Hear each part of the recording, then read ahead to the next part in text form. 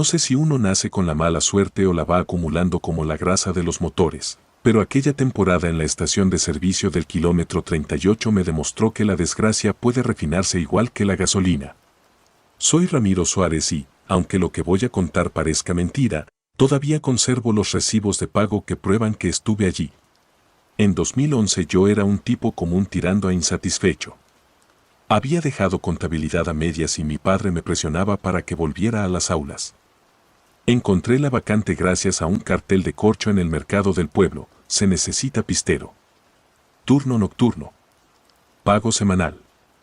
La idea de ganar dinero sin pedirlo en casa me pareció digna, casi heroica. La estación quedaba perdida en un tramo recto de la vieja autopista 7, 2 islas de surtidores bajo un techo de uralita, un mini market sombrío y un despacho acristalado con la palabra oficina escrita a pincel. El dueño, el señor Varela, era un hombre seco que parecía sacado de un anuncio antiguo, bigote recortado, chaleco de lana a pesar del calor, mirada que jamás se detenía demasiado en nada. El primer detalle que me descolocó fue el desfile incesante de empleados fugaces. En el tablón de fichajes se sucedían nombres borrados y reemplazados cada mes. Yo persistí inexplicablemente. No rendía cuentas a nadie, los pocos clientes que llegaban eran camioneros cansados y el sueldo mejoraba en silencio. De vez en cuando Varela me entregaba un sobre más grueso que el anterior y añadía un buen trabajo sin explicaciones. 2 meses después llegó Laura. No era rubia de catálogo ni modelo de revista, pero poseía una imagen hipnótica, cabello lacio, oscuro, ojos claros que parecían encontrarte aunque estuvieras de espaldas. Desde la primera noche comprendí que ella funcionaba en otra sintonía. Observaba la carretera como si escuchara lo que venía mucho antes de verlo. Me confesó que estaba de paso, que soñaba con abrir un local propio en la capital. Le dije que aquella estación no era trampolín para nada. Sonrió como si supiera un secreto capaz de anular mis argumentos. Las semanas transcurrieron lentas pero cargadas de una tensión eléctrica que no supe identificar. El flujo de coches menguó hasta volverse anécdota y, sin embargo, la caja registradora sonaba. Cada lunes el gerente reunía los 3 sobres de pago y el mío era discreto, pero el de Laura parecía abultado, casi arrogante. Nunca la vi recibir mercancía ni vender nada aparte de combustible y colas tibias. Mis truquitos, decía con un guiño. En el parte de servicio apareció un aviso escrito por Varela: a partir del lunes tercer operario. Surtidor nuevo para cada pistero. Me sorprendió. Sobrábamos con 2. Sin preguntas, instalamos la bomba flamante en el extremo del techo. El tercer empleado fue Gerardo, muchacho con cara de canciones de madrugada y pulmones de fumador ansioso. Parecía saludable y risueño, pero desde el primer momento Laura lo estudió con ojos clínicos. Le dio la bienvenida con un apretón de manos que duró un segundo más de lo normal y aquel segundo, lo supe después, fue su sentencia. La noche del viernes, mientras el viento traía olor a pastizal quemado, Laura me anunció que se marcharía antes de las 4.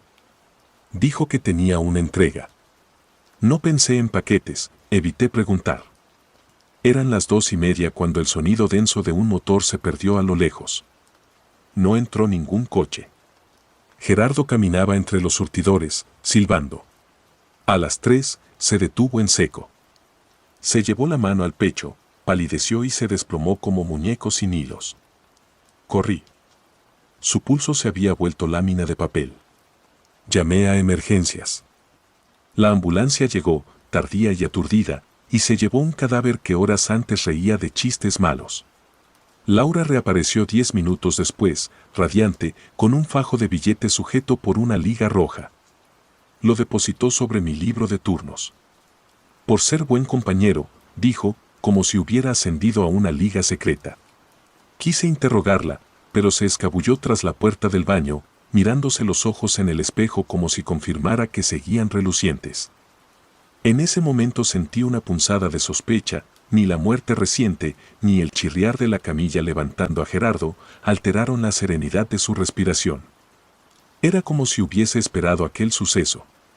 El reemplazante llegó a los 2 días. Iván, 20 años, vitalidad en bruto.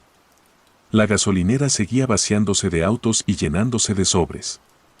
Faltas de gasolina no había, las cisternas llegaban cada mes, cargadas, aunque los contadores apenas se movían. Una madrugada, Laura susurró que esa noche despacharía un pedido especial. Su voz parecía reverberar en la penumbra como alucinado canto de fondo. Algo dentro de mí supo que Iván estaba en la mira. Me prometí vigilarla. Las horas pasaron con la lentitud de la fiebre. A las 3, el minimarket quedó a oscuras por un fallo del transformador. Corrí a resetearlo. Cuando regresé, el cuerpo de Iván yacía contra el pilar del surtidor nuevo, la cabeza inclinada en un ángulo imposible. Una camioneta que atravesó la autopista a 120 sin frenos lo arrolló cuando él cruzaba para vaciar un basurero. El conductor no se detuvo. Ni rastro de huellas. Laura no estaba. Aquella madrugada no firmé la salida. Conduje hasta la casa de la policía rural. Expliqué que algo sucedía en la estación, que cada nuevo empleado caía como mosca en miércoles alternos, que Laura estaba en medio de un juego siniestro. Los agentes dijeron que investigarían, pero me aconsejaron descansar, mis ojeras parecían sacos. Fui a casa y encontré un sobre bajo la puerta, mi paga multiplicada. Dentro, una nota en tinta azul, te habría compartido todo. Ahora lo que sigue te pertenece. La letra de Laura era impecable, casi caligráfica. El nudo en la garganta me pidió que huyera, pero regresé al turno como cordero hipnotizado. No vi a Laura al día siguiente. Varela tampoco se presentó. Solo yo, la carretera y los surtidores brillando bajo la luna rota. Abrí el dispensador nuevo por primera vez, dentro no había tuberías conectadas al tanque subterráneo. Tan solo un hueco limpio y una bolsa de tela negra que contenía cenizas y un crucifijo invertido chamuscado. El metal quemaba como plancha. Lo dejé caer, sentí que algo respiraba entre las sombras de la estructura metálica. A medianoche la oficina recibió una llamada sin número. Levanté el auricular. Nadie habló, pero escuché un goteo, luego un timbre de caja registradora y, finalmente, la voz de Laura convertida en un hilo de hielo, última entrega. El pago lo recojo al amanecer. Colgué. Corrí hasta mi coche para marcharme, pero todas las ruedas estaban rajadas, demasiado limpias para hacer vandalismo. Atravesé el patio para buscar la bicicleta de reparto. El aire apestaba a azufre. Bajo el foco central divisé a Laura, piel translúcida, sonrisa manchada como charco de aceite. Sostenía la boquilla del surtidor nuevo, apuntándola al suelo. No había tubo, y aún así un líquido negro comenzó a aflorar de la nada, reptando hacia mis zapatos como si buscara piel. Laura habló sin mover los labios: no vuelvo a pagar con extraños. Necesito algo que amo. Extendió la mano. En la palma traía la fotografía de mi madre recortada de un portarretratos familiar. Entendí cada moneda extra, cada ascenso. El demonio de la bomba cobraba vidas a cambio de deseos, pero ahora reclamaba un sacrificio que me dolería de verdad. Me abalancé para arrebatarle la foto. Ella retrocedió, el carbón líquido se volvió llamas sin luz alrededor. Todo olía a muerto. Grité que nunca dejaría que tocara a mi madre. Laura inclinó la cabeza y pronunció: el trato ya está firmado.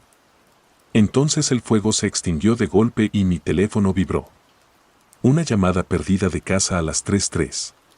Conduje sobre llantas destruidas hasta el pueblo y encontré la ambulancia frente a la puerta. Ataque cardíaco fulminante, dijeron.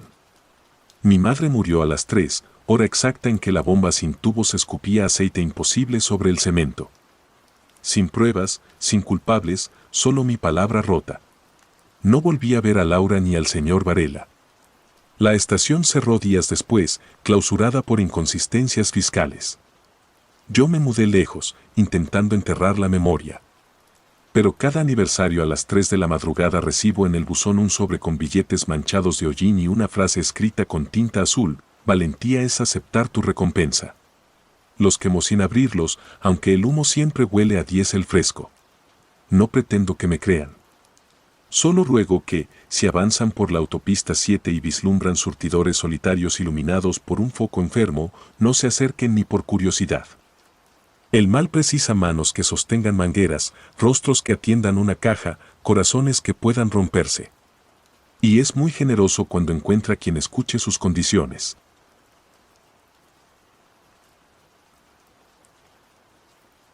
Kilómetro 191. Dicen que en las carreteras del norte basta desviarse un par de kilómetros para encontrar estaciones de servicio que nunca salen en los mapas.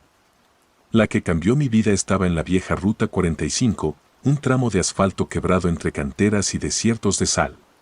Me llamo Ernesto Barrios y, antes de aquella noche, mi trabajo era rutinario, transportar reactivos veterinarios de Antofagasta a Calama, ida y vuelta, 2 veces por semana. El 7 de agosto de 2011, con el aliento caliente del camión empañando el parabrisas y un frente de nubes negras tragándose el cielo, supe lo que significa sentir cómo la carretera decide tu destino. El tacómetro marcaba 1:38 de la mañana cuando la aguja del combustible tocó reserva. La tormenta atrasó mi itinerario y la estación habitual quedaba 10 kilómetros atrás, imposible retroceder con el tanque seco. Recordé un surtidor solitario en el kilómetro 191, rumor que se transmitía entre choferes, abierto toda la noche, combustible barato, pero con un consejo tácito: si puedes, sigue de largo. La reserva se encendió. Elegí la ley del diésel, detenerse. Un cartel oxidado emergió bajo los focos de xenón: Servi 191. Ni marcas ni precios, solo flechas apuntando a una brecha polvorienta. Entré. 2 surtidores estilo años 70 se alzaban como postes de baranda frente a una oficina baja y sin ventanas. No había luces en la caseta, pero la bomba mostraba display encendido, azul fantasmal. Toqué bocina. Nadie respondió. Bajé entre ráfagas de viento helado. El silencio era extraordinario, ni grillos ni motores lejanos, solo el crujir de la manga de plástico golpeando el gabinete.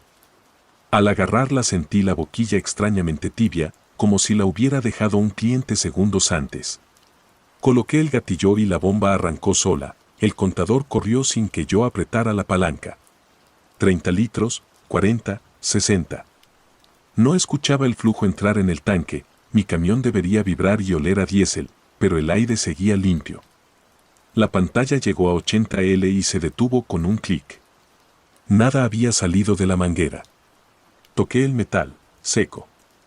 Miré alrededor. El desierto era un mar negro. Entonces la bomba imprimió automáticamente un recibo, lo tomé. No tenía logo ni total en pesos, solo un texto impreso en cinta térmica descolorida: aún no comienza el recorrido. Una corriente fría rozó mi nuca. Volteé hacia la carretera, los faros de un tráiler se desplazaban en la lejanía, pero su motor no emitía sonido. La caja rectangular avanzaba flotando un palmo sobre el pavimento, sin golpeteo de suspensión ni aullido de engranajes. Se detuvo a mi espalda y el silencio se hizo más denso, como algodón metido en los oídos. El remolque era negro mate, sin placas, cubierto por una pátina grasienta que absorbía la luz. En la cabina no se distinguía conductor. El depósito de combustible del tráiler se alineó con el surtidor contiguo. Y entonces ocurrió lo que aún me quiebra cada vez que cierro los ojos: la manguera se descolgó sola, se introdujo en el tanque invisible y el contador comenzó a sumar de uno en uno, letra por letra, como si el número mismo sangrara. 001. 002. Al llegar a 019, la bomba se detuvo. Un pitido agudo brotó de la cabina ausente, mezcla de radio estática y respiración humana. El pavimento tembló bajo mis botas. El mecanismo devolvió la manguera a su sitio y expulsó otro recibo. Lo dejé caer, se me anudó la garganta cuando leí: ahora comienza el recorrido, K191. En ese instante la puerta lateral del tráiler se abrió hacia adentro sin emitir bisagra. Un hedor a tierra mojada y carne vieja se deslizó afuera. Algo, que se movía con la densidad de aceite quemado, se apoyó en el marco. Era como mirar humo coagulado tomando forma de silueta. No tenía rostro, solo la sugerencia de un torso abultado en sombras. Sentí como el corazón me golpeaba las costillas. Retrocedí hasta golpear mi rueda. El camión no arrancaría con la llave dentro y el motor frío. La sombra extendió lo que parecía un brazo y dejó caer un trozo de tela al suelo. Era una chaqueta universitaria azul, idéntica a la que llevaba aquel compañero que en 2013 colgó tras confesar los rumores de esta estación. El nombre bordado en el pecho, difuminado por la suciedad, correspondía exactamente al suyo, Cristian V. El recibo térmico se prendió fuego solo, las chispas danzaron sin consumir el papel. Entonces, desde la oficina sin ventanas, se encendió una bombilla amarilla y una voz femenina surgió de un altavoz oxidado, voz gastada pero clara, como la de una operadora de los años 50. Próximo destino, 019 kilómetros. Confirme su trayecto. Mi mente gritó correr, pero mis pies se incrustaron en el suelo. La silueta se replegó al interior del tráiler, las puertas se cerraron solas. El motor inexistente rugió, un bramido hueco que parecía provenir de debajo del asfalto. Antes de soltar el freno, la sombra habló desde dentro del contenedor, sin vibrar aire ni vidrio. Uno más para completar el viaje. El tráiler giró sobre sí mismo sin dejar marcas de neumático y se adentró en la ruta desierta, envuelto en su propia oscuridad. La luz de la oficina se apagó, los surtidores cesaron su zumbido y solo quedé yo, aferrado al recibo aún humeante. El hedor desapareció de golpe, sustituido por el típico aroma a diésel y polvo. Volví al camión y coloqué la llave, el depósito seguía marcando reserva. La bomba jamás despachó combustible, pero el contador de mi odómetro digital se reseteó a 000. Con las manos temblorosas conduje hasta Calama a paso de tortuga, rezando por no quedar varado. Llegué con el tanque milagrosamente lleno y un total exacto de 19 kilómetros recorridos, justo el número del surtidor fantasma. Esa madrugada vomité en la pensión y marqué a todos mis amigos de universidad. 2 habían muerto años atrás, otro se encontraba internado por intento de suicidio.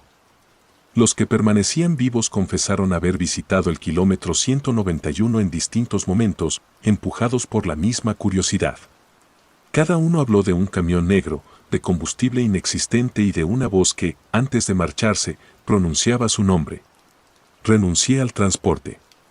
Evité carreteras durante un año, pero las cartas anónimas comenzaron a llegar, recortes de periódicos con accidentes de tráileres en la Ruta 45, siempre a la altura del 191, siempre sin conductor identificado.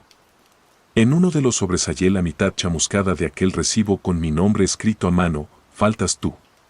No volví a ese lugar, pero cada vez que un tráiler sin luces me rebasa en la autopista, el volante se escapa de mis manos y siento que el kilometraje vuelve a cero. A veces, en la radio, la estática filtra la misma voz femenina, confirme su trayecto, sé que algún día, quizá cuando la reserva titile de nuevo, el camino me arrastrará a aquel surtidor envejecido, y la pantalla azul esperará pacientemente a que marque los litros de un combustible que no existe para un viaje que no tiene regreso. Hasta entonces vivo con un mapa mental donde el kilómetro 191 está tatuado como un agujero negro. Si alguna noche su tanque se vacía en la Ruta 45 y ve una estación sin logotipos ni empleados, siga de largo aunque avance en vaho, la curiosidad cuesta, como aprendí de golpe aquella madrugada en que un camión invisible me mostró la forma exacta de la perdición.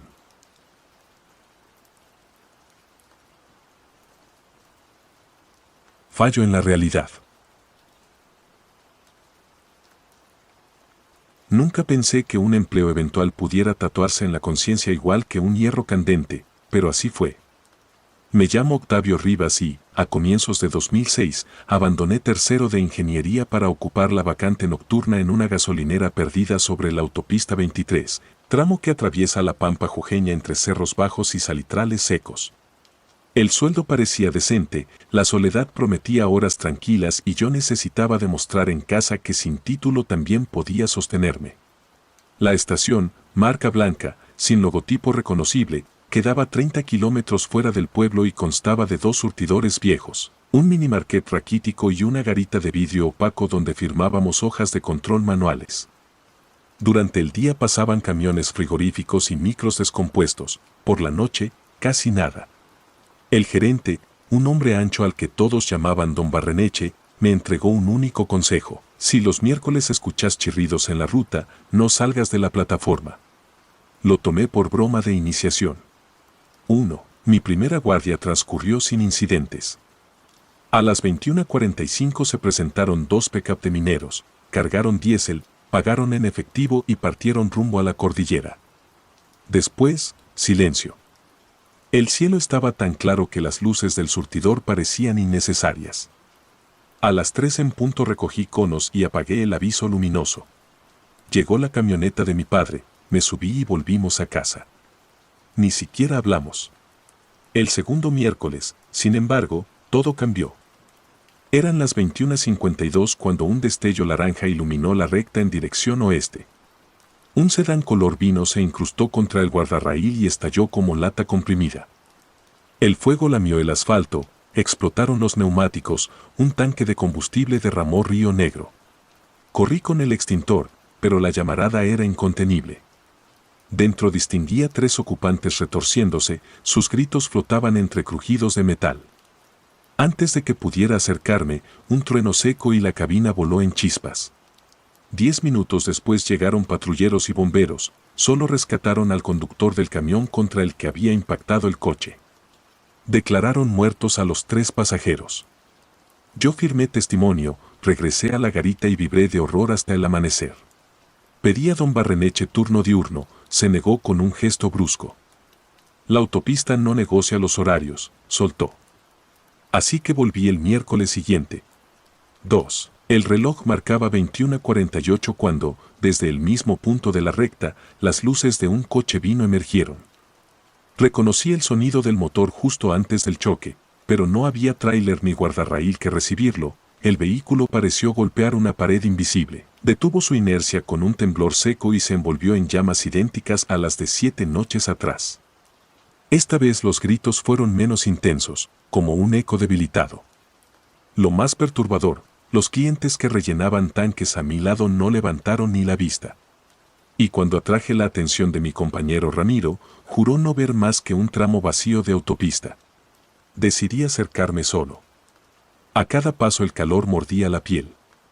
El aire olía a caucho quemado. El fuego susurraba como si inhalara. Planté las botas al filo de la banquina y levanté la mano, mi palma sintió el ardor real, tangible, de una hoguera viva. Entonces una de las puertas se abrió, un hombre calcinado extendió el brazo carbonizado y suplicó, sin voz, que lo ayudara. Mis piernas cedieron, retrocedí, tropecé y corrí hasta el surtidor. Ramiro me vio pálido, no el siniestro. A las 3, el auto desapareció como si nunca hubiese existido. Ni cenizas, ni marcas de frenado, ni olor. Aquella mañana anoté todo en mi cuaderno personal. 3. Los miércoles se convirtieron en ritual de miedo. Cada semana, calcados horario y escenario, el mismo sedán, la misma explosión, idénticos ocupantes retorciéndose, siempre invisibles para los demás. Comencé a sospechar que mi cordura colgaba de un hilo, hasta que cierto atardecer un cliente ocasional, mecánico llamado Figueroa, comentó, medio en broma, haber escuchado que, en esta curva a veces se repite un choque fantasma. No quise profundizar, temía confirmar que mi alucinación tenía testigos dispersos. La obsesión creció. Revisé archivos locales, el 19 de julio de 1996, a las 21:50, un Chevrolet Malibu rojo, 3 pasajeros, impactó contra un tráiler cisterna lleno de amoníaco y se incendió. Los cadáveres viajaron a la morgue de la capital, la ruta quedó cerrada horas. El parte coincidía punto por punto con mi primer miércoles. Cada madrugada posterior cargaba combustible mirando al horizonte, esperando repetir la tragedia. Y cada vez regresaban la llamarada y los espectros. Empecé a dudar de todo contacto humano, conversaba mecánicamente con los clientes, convencido de que podían ser figurantes de una obra sin sentido. Mi padre notó mi mutismo, mi madre lloraba en silencio, pero yo solo pensaba en detener aquello. 4. Decidí enfrentar la escena.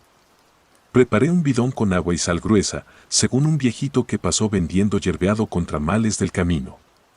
El miércoles siguiente, a las 21:45, abandoné el surtidor y me planté en medio de la autopista, linterna en mano. La noche era tinta. Un leve zumbido creció, la carrocería apareció, faros apagados, deslizándose sin conductor visible. Antes de que chocara, lancé el agua salada. El coche atravesó el líquido como vapor, se detuvo 1 metro antes de mí, y toda la pampa se quedó sin sonido. Los ocupantes me miraron, 3 rostros, piel desprendida, ojos blancos como vidrio lechoso. Abrieron la boca al unísono, pero la voz que salió no era la suya. Ya no alcanzas a pagar lo que debes. No entendí. El sedán estalló sin calor, sin luz. La onda me arrojó de espaldas, aunque al caer noté que el pavimento estaba frío. Cuando me levanté, la autopista estaba vacía. En la palma izquierda descubría una ampolla idéntica a quemadura real. 5. El jueves renuncié. Don Barreneche se rascó la barbilla con gesto neutro, sacó de un cajón un sobre amarillo y me lo tendió. Dentro había recortes de periódico, fotos de accidentes, cartas de ex empleados describiendo la visión del sedán. Todos acababan con la misma frase: no se puede corregir el pasado. El dueño lo sabía y aún así mantenía la estación operativa. ¿Por qué no la cierran?, pregunté, temblando.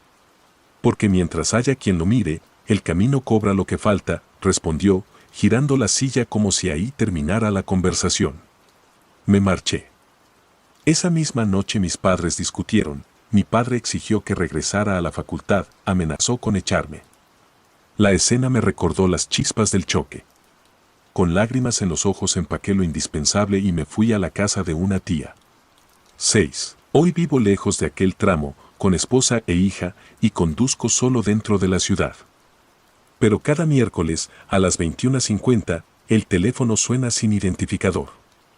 Del otro lado solo escucho un susurro parecido al crujir de metal quemado. Entonces cuelgo, abrazo a mi niña y repito en voz baja que ya no debo nada, que la deuda murió con mi juventud arrogante en ese turno de carretera. No sé si me creen. Yo mismo aún siento la quemadura latir en la palma cuando escribo estas líneas. Si alguna vez su mapa o la casualidad los empuja a la autopista 23, tal vez vean una gasolinera sin letrero en el kilómetro 191. No frenen. Aunque el depósito grite reserva, aunque el neón prometa litros baratos. Sigan hasta la próxima estación, incluso si eso significa empujar el coche por la banquina. Nadie merece mirar un accidente que nunca termina y salir caminando para repetirlo en los espejos de cada noche. Porque, se los juro, hay fantasmas que queman más que la gasolina ardiendo, son las ruinas de nuestras decisiones, buscando un testigo nuevo para seguir chocando en un bucle sin fin.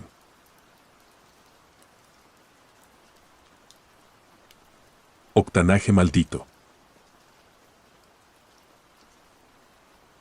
Trabajo en una estación de servicio perdida entre los cerros secos que conectan Nacimiento con la Ruta 60. Un rectángulo de neón que se enciende y se apaga entre ráfagas de viento salino y polvo metálico. Me llamo Mauro Vilari, aunque he pasado años cargando combustible a camioneros somnolientos, lo ocurrido en el invierno de 2014 todavía huele en mis manos como gasolina envejecida. Llegué a la estación San Cipriano cuando tenía 20 y un futuro deshilachado. Mi padre me consiguió el empleo con la esperanza de que no terminara como él, apostando el jornal en bares tristes. El gerente, don Arsenio, me advirtió que la rotación de personal era altísima, a algunos les pesaba la soledad, a otros, el turno nocturno devoraba los nervios. Yo aguanté. Quizá porque no esperaba nada de nadie. En octubre contrataron a Tamara, una chica de risa fácil, piernas larguísimas dentro del overol verde y ojos tan claros que el amanecer parecían 2 bombillas. Los clientes volvían con más frecuencia, inventaban repostajes mínimos solo para verla. Compartíamos la guardia de medianoche. Era cautelosa, pero en los ratos muertos me contaba sus planes, reunir dinero para ir a la capital y estudiar diseño. Le respondía que este desierto estruja cualquier sueño, ella replicaba que todo comienza con un trato adecuado. Un miércoles de helada inexplicable llegó una furgoneta de mudanzas oxidada, sin logotipos. Eran las 2. Nadie bajó. Tamara me pidió un favor, que atendiera las bombas mientras entraba al minimarket a buscar algo. Tardó 20 minutos. Cuando regresó traía un pequeño paquete envuelto en lona oscura. Lo colocó en el compartimento de la moto que usaba para volver a su pensión. No pregunté, el silencio pesaba menos que las respuestas. Esa misma madrugada encontró la muerte Julio, nuestro compañero nuevo, un cabo retirado al que todos creíamos indestructible. Sufrió un paro fulminante mientras limpiaba los surtidores. Yo fui quien lo descubrió, caído hacia atrás, ojos sorprendidos fijos en el techo, la linterna aún encendida como si buscara huellas invisibles. Llamamos a la ambulancia, llegó tarde y declaró lo evidente. Tamara observó desde la sombra del poste de luz, ni un temblor en el párpado, solo un suspiro que terminó en sonrisa rara. 2 días después, antes de que los deudos reclamaran el sueldo pendiente, Tamara me ofreció parte de sus ganancias. Abrió la mochila ante mí, bultos de billetes atados con cinta roja. Agradezco tu amistad, dijo. Las puntas de los fajos olían a cuero húmedo y algo rancio. Rechacé la oferta con un nudo en la garganta. Quien reemplazó a Julio fue Bruno, joven y voluntarioso. El martes siguiente Tamara confesó que haría otra entrega esa noche. La miré a la cara, me pareció ver un brillo aceitoso cruzándole el iris. Comprendí que el hecho de tocar aquel paquete significaba firmar un pacto que yo ignoraba. Le dije que algo no iba bien, que esas muertes eran demasiado oportunas. No respondió, solo enumeró los nombres de las casas de estudio en la capital, como si recitara un mantra. A las 3:15, una camioneta sin placas apareció en el carril sur, frenó frente a la bomba 3 y se detuvo con motor en marcha.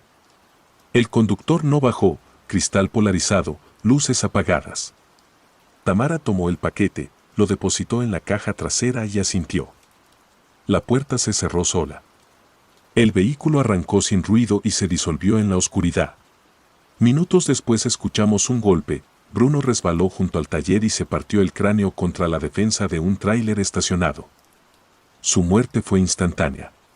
La policía atribuyó el accidente a imprudencia. Yo no dormí durante días. Cada sombra detrás del surtidor se sentía llena de ojos. Al entrar en el vestuario descubrí, pegada a mi casillero, una nota escrita con bolígrafo azul: cuando no queda nada que perder, cualquier precio es razonable. Supe que Tamara la había dejado. El siguiente en la lista fue Lucas, universitario en práctica. Llegó con energía nueva, duró apenas 5 turnos. Mientras él ensamblaba la manguera de aire para calibrar neumáticos, Tamara deslizó otra entrega. Esa noche un turismo rojo perdió el control, giró sobre sí mismo y aplastó a Lucas contra la pared sureste. El conductor juró haber sentido que alguien le bloqueó el volante. Mi mente tejió la ecuación: cada paquete, una vida. El remitente utilizaba la gasolinera como altar y Tamara como celebrante. Me convencí de que no soportaría presenciar otra muerte. Así que reuní todo el valor que nunca tuve y, en mi día libre, conduje hasta la comisaría de El Cobre. Relaté cada incidente, cada coincidencia, el flujo extraño de dinero, la llegada de la furgoneta fantasma. El oficial anotaba sin entusiasmo, como si narrara un sueño etílico. Prometió enviar una patrulla, nunca fue. La noche siguiente mi teléfono vibró 3 veces, número oculto. Al alzar escuché la voz de Tamara, susurro cortante: debiste quedarte callado. Hoy cobrará algo tuyo. Corrí a casa de mis padres. Encontré ambulancias, patrullas y la cinta amarilla. Mi madre en camilla, rostro grisáceo, cable sobre el pecho. Infarto masivo. Murió camino al hospital. El médico dijo que las arterias habían cedido como vidrio antiguo. El funeral se celebró bajo el zumbido contaminado de las líneas de alta tensión. No fui capaz de mirarle el rostro. Aún olía a diésel cuando me acerqué al féretro. Sobre el cajón de pino alguien depositó un listón rojo. Sin tag, sin flor. Lo supe de inmediato, un mensaje. Volví a la estación. Había renunciado por teléfono horas antes, pero algo me empujó a verla de nuevo, quizá la necesidad de cortar la manguera de raíz. Una sola farola alumbraba la explanada. El despacho de don Arsenio estaba vacío. Sobre el escritorio encontré sobres de paga anónimos, firmados con un sello de tinta que mostraba un gato sin cabeza. Allí estaba también el contrato de Tamara, firmado con una rúbrica que no se parecía a la suya. Fechas alteradas, cláusulas de confidencialidad imposibles. Al salir escuché un motor gravitacional. La furgoneta sin placa se alineó junto a la bomba 3. Tamara bajó. Su aspecto era distinto, piel tensa como cuero recocido, ojos claros convertidos en pozos lechosos. Levantó un paquete más grande que los anteriores y lo depositó a mis pies. Oferta final, murmuró. Una vida por tu silencio. Pregunté qué contenía. Respondió, lo suficiente para comenzar de cero. Lo tuyo ya está pagado. Vi en su mano una llave con el llavero que mi madre solía colgar en la cocina, una virgen de yeso agrietado. La ira me nubló. Arrojé el paquete contra el suelo. Rompió el envoltorio, billetes y pequeñas figuras de cera derretida, todas con rostros humanos idénticos a los compañeros muertos. El aire se tornó espeso, olor a carne quemada y gasolina añeja. La furgoneta se abrió como boca de lobo. Desde el interior se escuchó un arrullo grave, mezcla de motor y canto funerario. Tamara extendió los brazos, la piel comenzó a cuartearse, como barniz reseco. Comprendí que ya no era dueña de sí misma. Saqué el encendedor del bolsillo, rocié el paquete con diésel del surtidor abierto y prendí fuego. Las billetes ardieron con llama verdosa, las figurillas se retorcieron emitiendo chillidos agudos que me arañaron el cráneo. Tamara avanzó a detenerme, pero la flama le lamió los dedos y retrocedió, horrorizada por primera vez. «No se rompe el trato», gritó. Yo no respondí, di media vuelta y abrí todas las válvulas de seguridad. El olor se volvió insoportable. Las llamas alcanzaron la boquilla, un estallido sordo sacudió la estructura, pero el techo metálico canalizó la onda hacia arriba. Caía chispas, lluvia de luz corrosiva. Cuando giré, la furgoneta había desaparecido carretera adentro y Tamara también. El paquete ardía hasta hacerse polvo negro, formando un dibujo irregular sobre el hormigón, la silueta de un felino destripado. La investigación oficial concluyó que la estación sufrió acto vandálico no identificado. Nadie volvió a ver a mi supervisora ni recibieron más solicitudes para cubrir la vacante. El terreno se vendió a una constructora que planea un motel. Cada tanto paso en el bus interurbano y la estructura aún yace abandonada, con las bombas retorcidas como huesos al sol. Cuento esto no para buscar consuelo sino advertir.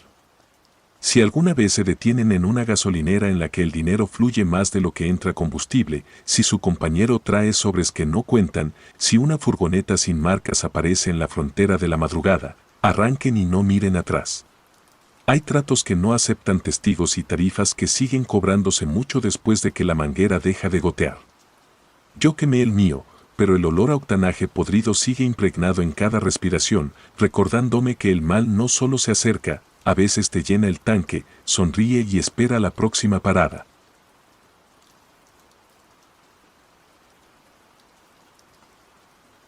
El crimen. Trabajo en una pequeña gasolinera en las afueras de un pueblo olvidado por el tiempo. Mi turno es el nocturno, desde las 10 de la noche hasta las 6 de la mañana. La mayoría de las noches son tranquilas, casi monótonas, con apenas unos pocos clientes que se detienen a llenar sus tanques o a comprar alguna bebida energética para mantenerse despiertos en su camino a casa. Siempre he pensado que mi trabajo es seguro, aburrido incluso, hasta hace unas semanas cuando todo cambió. Recuerdo que esa noche hacía un frío intenso. La calefacción de la tienda no funcionaba bien y tenía que calentarme con un pequeño radiador eléctrico que había traído de casa. Eran cerca de las 2 de la mañana cuando él llegó. Conducía un viejo sedán negro, un modelo de los años 80, con la pintura descolorida y abolladuras por todas partes. Lo había visto antes, un cliente habitual que siempre venía a horas intempestivas. Siempre me había parecido un poco raro, pero nunca le di demasiada importancia. La mayoría de las personas que pasaban por la gasolinera a esas horas eran extrañas de alguna manera. Él salió del coche con su aspecto habitual, un hombre en sus 40, cabello negro y lacio, siempre con una expresión de cansancio y ojos oscuros que parecían vacíos. Llevaba puesto un abrigo largo y raído que parecía haberse quedado atrapado en otra época. Se dirigió a la bomba de gasolina número 3, como siempre, y comenzó a llenar su tanque. Algo me hizo fijarme más en él esa noche. Tal vez fue la forma en que sus manos temblaban ligeramente o como sus ojos se movían de un lado a otro, como si estuviera esperando algo. Terminé de organizar unos productos en los estantes y me acerqué a la ventana para observarlo más de cerca. Fue entonces cuando noté una mancha oscura en el maletero de su coche. Parecía ser sangre. Sentí un escalofrío recorrer mi espalda. Mi primera reacción fue pensar que tal vez había atropellado a un animal en la carretera, pero algo en mi interior me decía que era algo más siniestro. Me quedé observando, intentando no parecer demasiado obvio. Él terminó de llenar el tanque y se dirigió hacia la tienda para pagar. Su andar era lento, casi arrastrando los pies, y cuando entró, pude percibir un leve olor a hierro en el aire, un olor que reconocí inmediatamente como sangre fresca. Pagó sin decir una palabra, como de costumbre, y se dio la vuelta para irse. Algo en mí, tal vez la curiosidad o el instinto de supervivencia, me hizo preguntarle si todo estaba bien. Se detuvo en seco, sin girarse, y por un momento pensé que no iba a responder. Pero luego, sin volverse, dijo con una voz apenas audible, «Todo está bien». Algo en su tono me hizo dudar de sus palabras. Salió de la tienda y vi cómo se dirigía a su coche, pero en lugar de irse inmediatamente, abrió el maletero. Lo que vi entonces nunca podré olvidarlo. Dentro del maletero había una mujer, atada y amordazada, con la cara llena de golpes y sangre. Sus ojos me miraron con desesperación, pidiendo ayuda. Antes de que pudiera reaccionar, él cerró el maletero de golpe y se subió al coche. Arrancó el motor y se fue, dejándome paralizado de miedo y confusión. Después de que el coche desapareció en la oscuridad de la noche, traté de reunir mis pensamientos. Debía hacer algo, pero el miedo me tenía paralizado. No podía simplemente ignorar lo que había visto. Mi primera idea fue llamar a la policía, pero ¿y si no me creían? No tenía pruebas, solo mi palabra contra la de un hombre que podía ser extremadamente peligroso. Finalmente, tomé el teléfono y llamé al 911. Traté de explicar la situación lo más claramente posible, pero mis palabras salían atropelladas por el miedo y la ansiedad. La operadora me aseguró que enviarían a alguien para investigar y me pidió que permaneciera en la línea. Mientras esperaba, no podía dejar de pensar en la mujer en el maletero.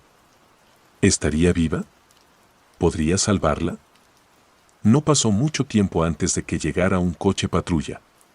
2 oficiales bajaron del vehículo y se dirigieron hacia mí.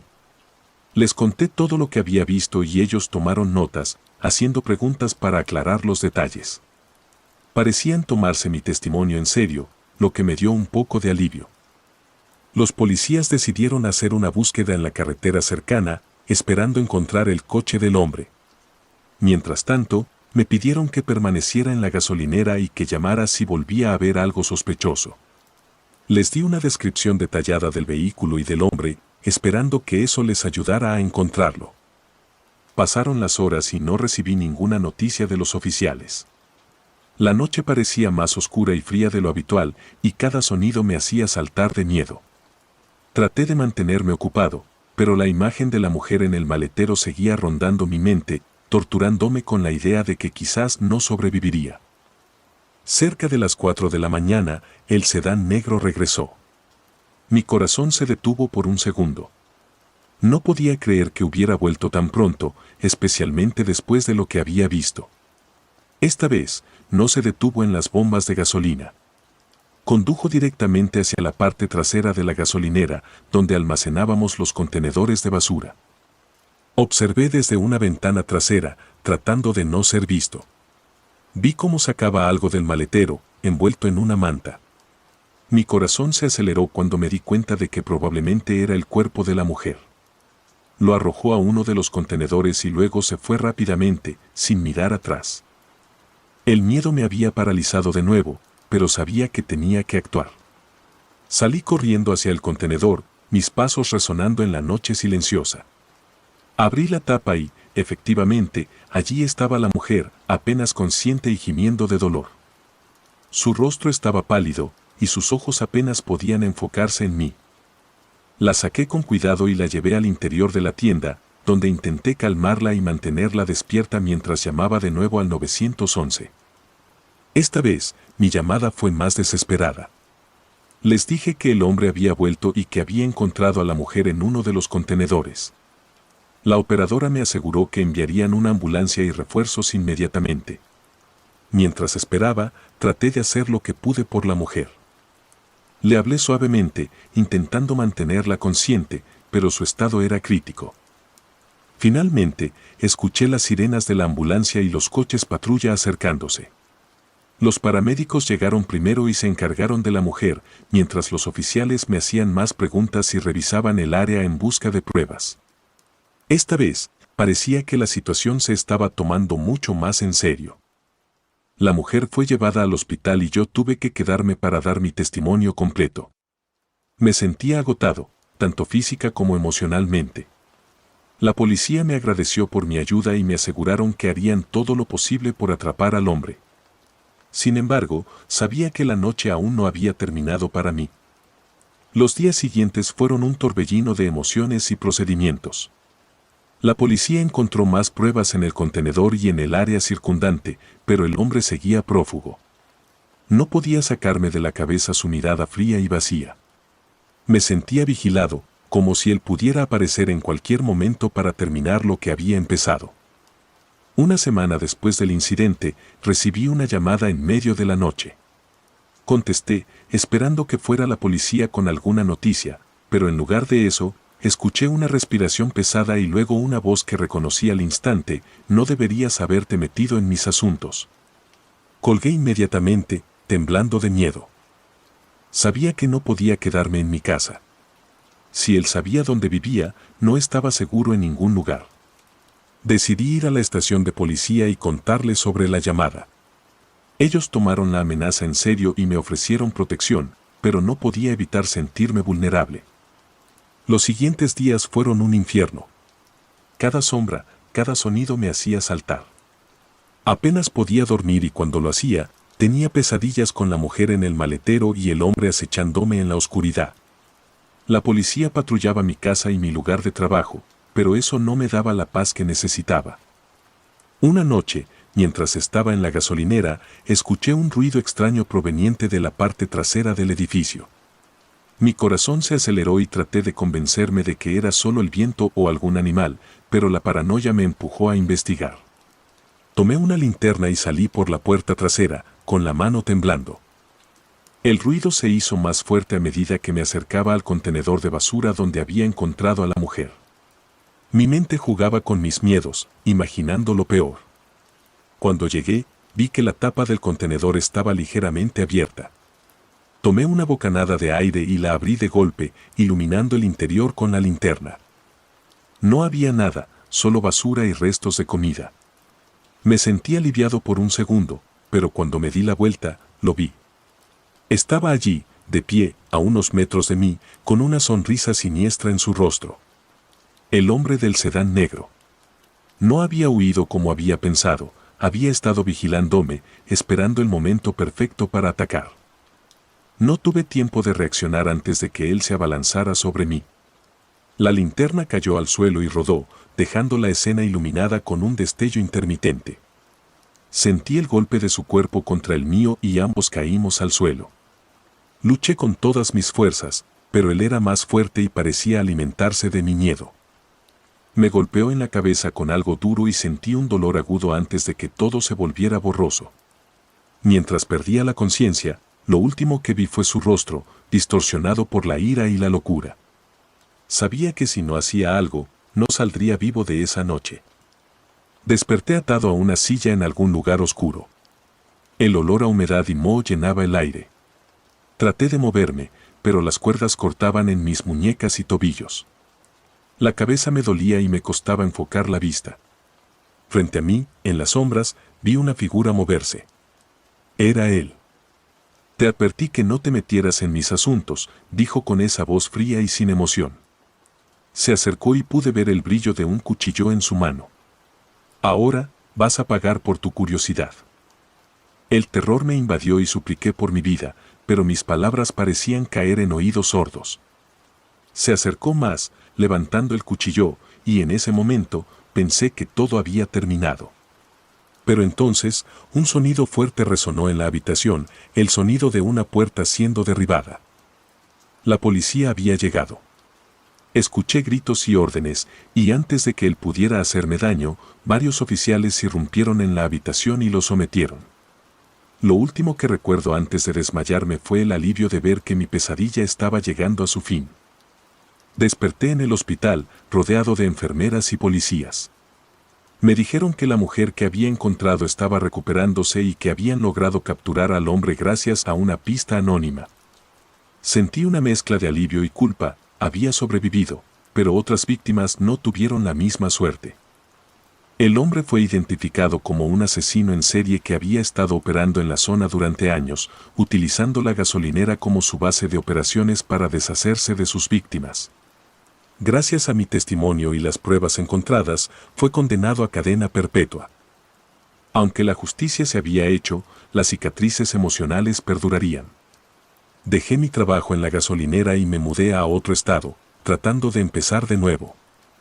Pero las noches aún traen recuerdos de aquella experiencia, y cada vez que paso por una gasolinera, no puedo evitar mirar con desconfianza, esperando no ver nunca más el rostro de ese hombre en la oscuridad.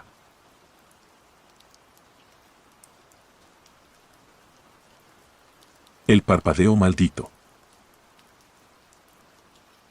Mi turno en la gasolinera siempre comenzaba a las 10 de la noche y terminaba a las 6 de la mañana. Al principio, me gustaba la tranquilidad de la noche. Menos clientes, menos problemas, más tiempo para mí mismo. Pero esa tranquilidad se convirtió en una pesadilla hace unos meses cuando las luces de la gasolinera comenzaron a parpadear. El parpadeo empezó de manera intermitente, algo que no me preocupó demasiado. Pensé que eran las típicas fallas eléctricas que pueden ocurrir en cualquier edificio viejo.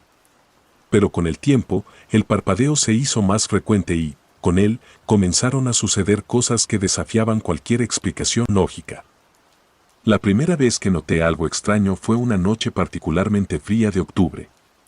Estaba detrás del mostrador, revisando el inventario, cuando las luces comenzaron a parpadear violentamente. Miré hacia arriba, molesto, esperando que volvieran a la normalidad. Pero en ese momento, escuché un susurro. Era apenas audible, como si alguien estuviera hablando en la habitación contigua. Me puse de pie y miré a mi alrededor, pero no había nadie más en la tienda. El parpadeo cesó y el susurro desapareció, dejándome con una sensación de inquietud que no pude sacudir. Durante las siguientes noches, las luces parpadearon varias veces más, y cada vez que lo hacían, sucedían cosas extrañas. Objetos pequeños, como bolígrafos y encendedores, se movían solos. Los oía caer de los estantes o deslizarse sobre el mostrador, pero siempre llegaba demasiado tarde para ver el movimiento en sí. Era como si una fuerza invisible estuviera jugando conmigo. El parpadeo de las luces comenzó a convertirse en un precursor de algo más oscuro. Empezaron a aparecer figuras en la periferia de mi visión. Eran sombras que se deslizaban por los pasillos de la tienda, figuras humanas hechas de pura oscuridad.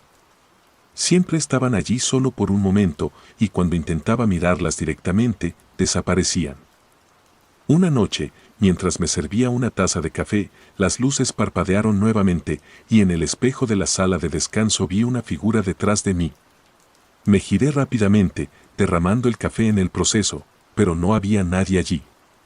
Mi corazón latía con fuerza, y sentí un frío repentino que me recorrió la espalda.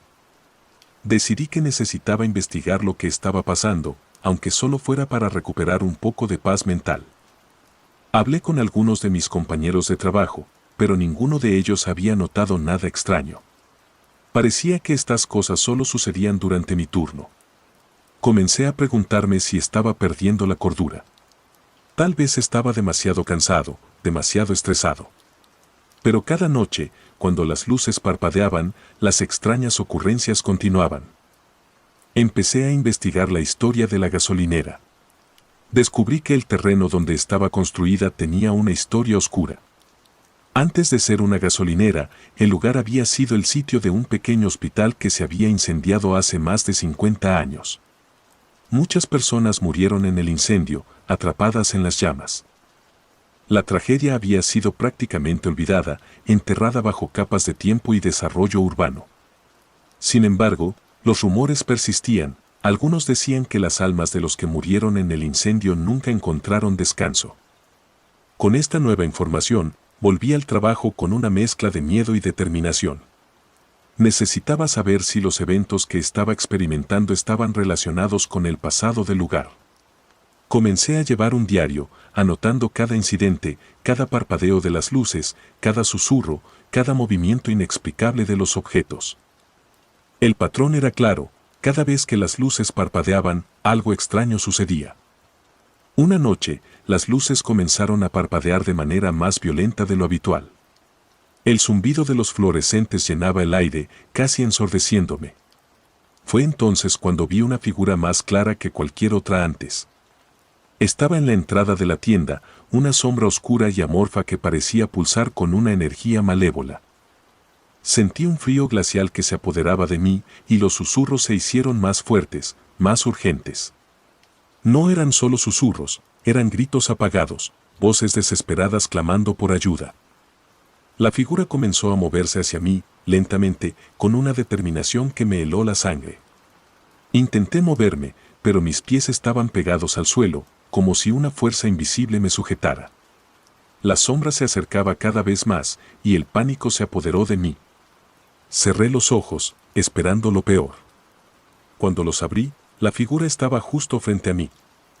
Podía sentir su presencia, una oscuridad tangible que amenazaba con consumirlo todo. En ese momento, las luces se apagaron por completo, sumiéndome en una oscuridad absoluta. Los gritos cesaron, dejando un silencio que era aún más aterrador. Sentí una mano helada en mi hombro, y un susurro, esta vez claro y directo, resonó en mi oído: «Ayúdanos». Las luces se encendieron de golpe, y la figura había desaparecido.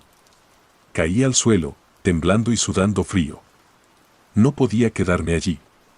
Salí corriendo de la gasolinera, dejando todo atrás. Sabía que no podía seguir ignorando lo que estaba sucediendo. Necesitaba respuestas, y las necesitaba rápido. Volví a la gasolinera al día siguiente, decidido a enfrentar lo que fuera que estaba allí. Fui al sótano, un lugar que siempre había evitado. Era un espacio oscuro y claustrofóbico, lleno de cajas viejas y equipo obsoleto.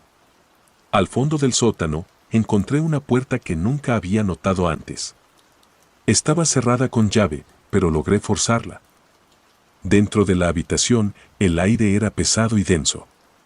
Había una sensación de abandono y tristeza.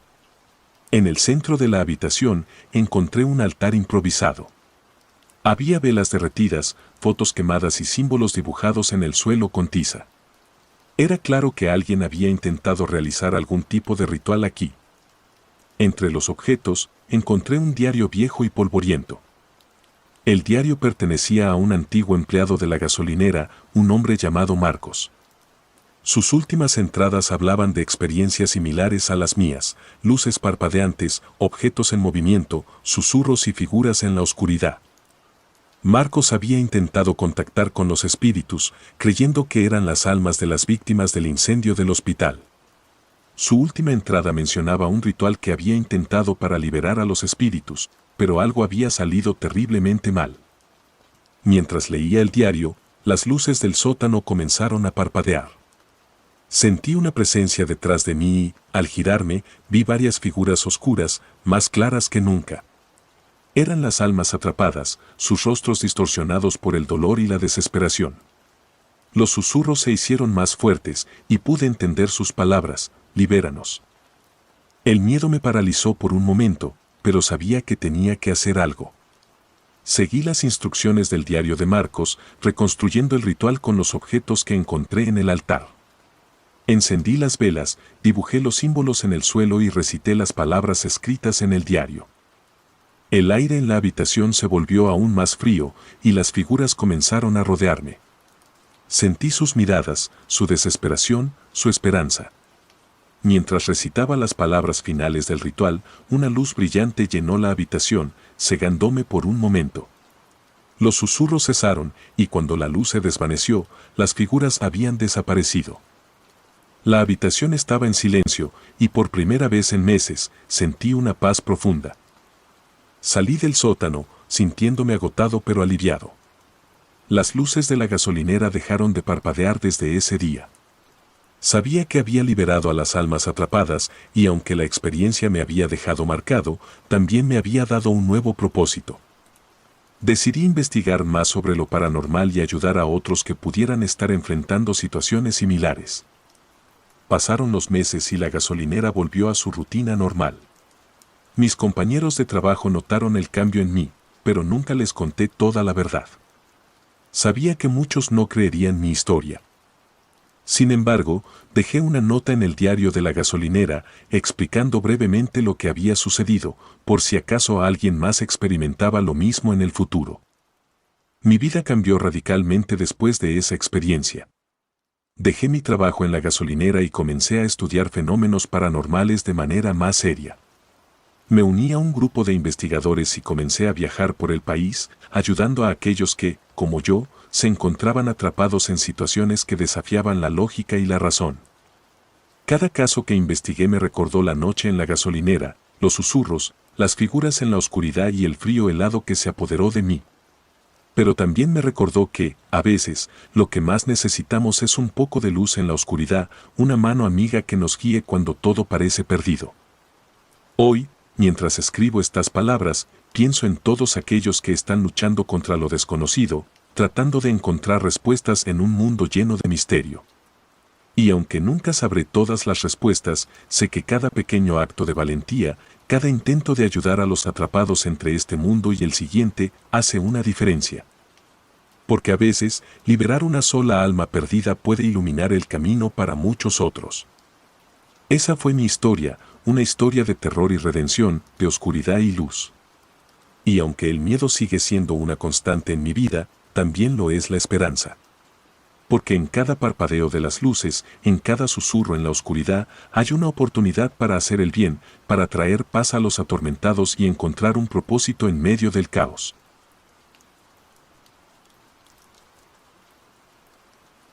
La sombra de Javier.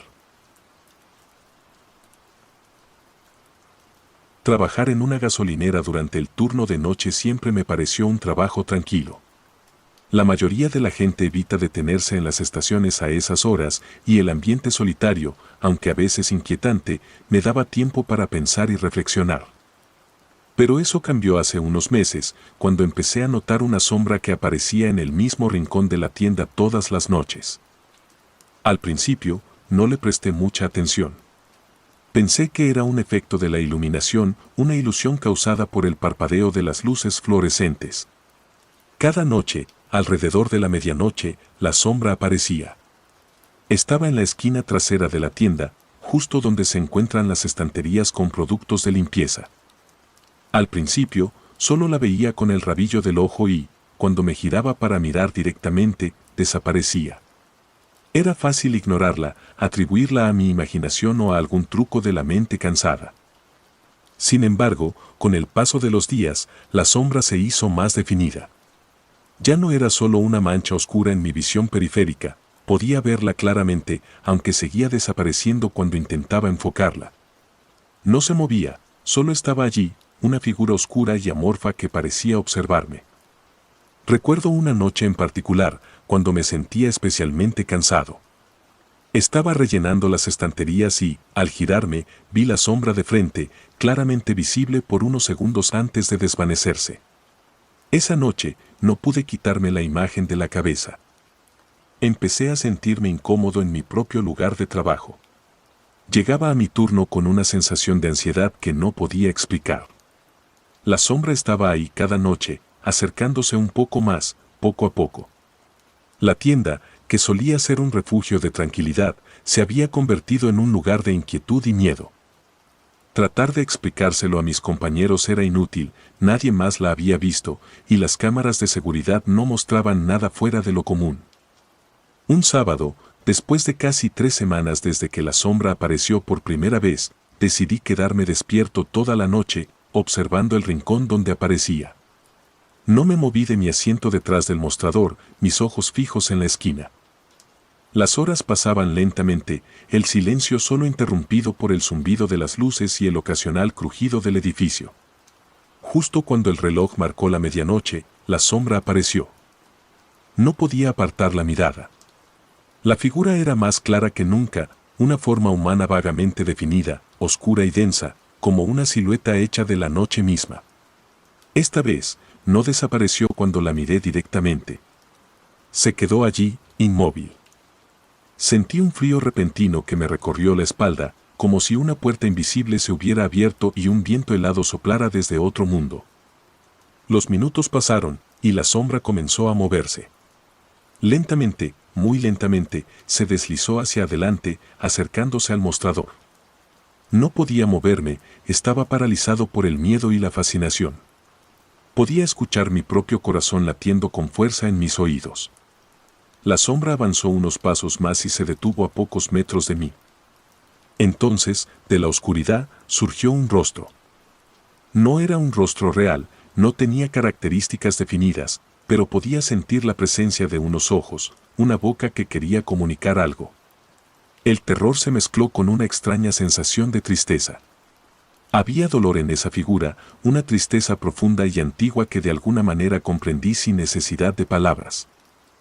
Fue entonces cuando una voz suave y desesperada resonó en mi mente. «Por favor, ayúdame». Me quedé helado, incapaz de responder. La sombra no se movió, solo permaneció allí, su presencia abrumadora llenando el espacio. La voz, o lo que fuera, no habló de nuevo, pero el mensaje era claro. Había algo que necesitaba hacer, alguna forma de ayudar a esa alma atrapada. A la mañana siguiente, decidí investigar un poco. Pregunté a algunos compañeros de trabajo más antiguos sobre la historia de la gasolinera, tratando de descubrir si había algo que pudiera explicar lo que estaba experimentando. Fue entonces cuando me enteré de la historia de Javier, un empleado que había trabajado en la estación hace unos 10 años. Según la historia, Javier había muerto en un accidente dentro de la gasolinera. Un trágico evento que involucró una fuga de gas y un incendio. Su cuerpo fue encontrado en la misma esquina donde ahora veía la sombra. Esa noche, armado con esta nueva información, regresé a mi turno con una mezcla de miedo y determinación. Justo antes de la medianoche, me paré en la esquina donde Javier había muerto. Susurré su nombre, esperando una respuesta. La sombra apareció de nuevo, más clara y definida que nunca. Sentí una presencia fría y densa a mi alrededor, y nuevamente, la voz resonó en mi mente. «Por favor, ayúdame a descansar». Pregunté cómo podía ayudarlo, aunque no esperaba una respuesta clara. La figura se movió hacia un estante cercano y se detuvo. Me acerqué y, para mi sorpresa, detrás del estante encontré una pequeña caja de metal oxidada. Dentro había una foto de Javier y una carta escrita a mano, dirigida a su esposa. Nunca había sido entregada. El contenido de la carta me dejó sin aliento. En ella, Javier expresaba su amor y su arrepentimiento por no haber podido decir adiós. También mencionaba un amuleto que le había prometido a su esposa, una pequeña cruz de plata que debía protegerla. Decidí que debía encontrar a la esposa de Javier y entregarle la carta y el amuleto. Después de varios días de búsqueda, encontré a la viuda de Javier. Vivía sola en una casa modesta en las afueras de la ciudad. Cuando le entregué la carta y el amuleto, rompió a llorar. Me contó que siempre había sentido que algo quedó pendiente con Javier, una sensación de vacío que nunca había podido llenar. Agradeció mi gesto y, mientras me alejaba, sentí una extraña sensación de paz. Esa noche, al regresar a la gasolinera, la sombra no apareció. El rincón donde solía estar estaba vacío y tranquilo. Una sensación de alivio me invadió. Sentía que finalmente había ayudado a Javier a encontrar el descanso que tanto necesitaba. Sin embargo, la experiencia me dejó marcado. Lo que viví fue más real que cualquier cosa que hubiera experimentado antes. La sombra, el frío, la voz, todo era demasiado real para ser una simple ilusión. Aunque la gasolinera volvió a su rutina normal y la sombra no volvió a aparecer, la historia de Javier y su espíritu en pena se quedó conmigo. A veces, en las noches tranquilas, cuando el viento sopla de cierta manera, pienso en Javier y en todos los que han quedado atrapados entre este mundo y el siguiente, buscando desesperadamente una forma de encontrar paz. Y aunque mi experiencia fue aterradora, también me enseñó la importancia de ayudar a quienes no pueden ayudarse a sí mismos, incluso si están atrapados en una existencia que no podemos comprender del todo. A partir de entonces, me volví más sensible a lo que podría haber más allá de nuestra percepción cotidiana. Empecé a investigar más sobre lo paranormal y los espíritus atrapados. Aunque muchos me tildaban de loco o exagerado, sabía que lo que había vivido era real. La gasolinera se convirtió en un punto de reflexión para mí. Cada vez que pasaba por la esquina donde solía aparecer la sombra de Javier, me tomaba un momento para recordar y agradecer que había podido hacer algo por él. Pasaron los meses y la vida siguió su curso. De vez en cuando, compartía mi historia con nuevos empleados, no para asustarlos, sino para hacerles saber que, a veces, hay más en el mundo de lo que podemos ver. La mayoría escuchaba con escepticismo, pero algunos mostraban una chispa de interés, quizás una creencia latente en lo desconocido. Un año después del incidente, decidí dejar mi trabajo en la gasolinera. Sentía que había cumplido un ciclo y que era momento de buscar nuevos horizontes. Antes de irme, escribí una carta a los futuros empleados, narrando mi experiencia con la sombra de Javier y dejándoles un mensaje de esperanza y advertencia. No sabía si alguna vez encontrarían la carta, pero esperaba que, si lo hacían, les sirviera como una guía y una advertencia. La noche antes de mi último turno, visité la gasolinera una vez más como cliente. La tienda estaba tranquila y, mientras llenaba mi coche, me detuve para mirar hacia la esquina donde solía aparecer la sombra. Sentí una calma extraña, una sensación de cierre. Sabía que había hecho lo correcto y que, de alguna manera, había ayudado a un alma a encontrar su camino. Hoy, cuando pienso en esas noches en la gasolinera, me doy cuenta de lo impactante y transformador que fue todo. Me enfrenté a lo desconocido, a lo inexplicable, y salí del otro lado con una mayor comprensión y respeto por lo que no podemos ver. La historia de Javier sigue viva en mi memoria, un recordatorio constante de que, incluso en los lugares más ordinarios y en las situaciones más comunes, pueden ocurrir cosas extraordinarias. Mi historia, aunque aterradora, también es un testimonio de que hay más en el mundo de lo que podemos ver y entender. Y aunque nunca busqué respuestas definitivas ni una comprensión completa de lo que experimenté, aprendí a aceptar que algunas cosas están destinadas a permanecer en el misterio. A veces, todo lo que podemos hacer es ayudar en la medida de nuestras posibilidades y confiar en que hemos hecho una diferencia, aunque sea pequeña, en el vasto y complejo tejido del universo.